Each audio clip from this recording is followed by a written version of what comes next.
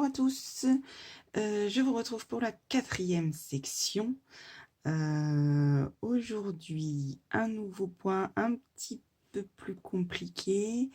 Il ressemble un petit peu... Hop, voilà.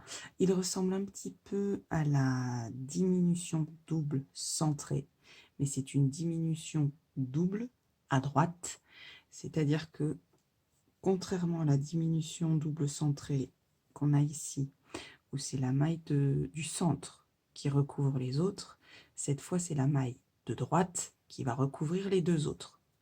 Donc je vous montre. Hop.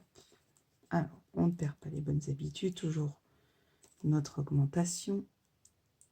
Alors, je m'éloigne un petit peu du bord. Voilà. Pour cette diminution, nous allons glisser la première maille comme si elle était tricotée à l'endroit. Puis nous allons glisser tricoter les deux mailles suivantes ensemble à l'endroit. Et passer par-dessus la maille qu'on a glissée tout à l'heure.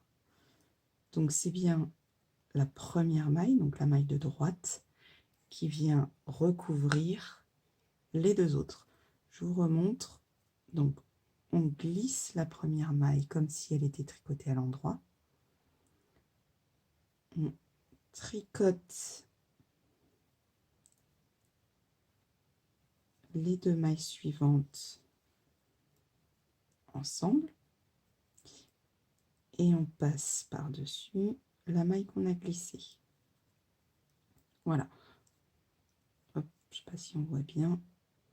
Voilà. Si vous voulez, je vais vous montrer le résultat. Alors, si vous ne voulez pas voir, c'est le moment de couper la vidéo. Donc, je vous montre le résultat de la dentelle qui est ici et notre diminution double est ici. Voilà, on voit bien la maille de droite qui est sur le dessus. Voilà, il faut que ça ait cette allure-là. Voilà. Je vous en montre pas plus et je vous souhaite une bonne journée et je vous dis à demain.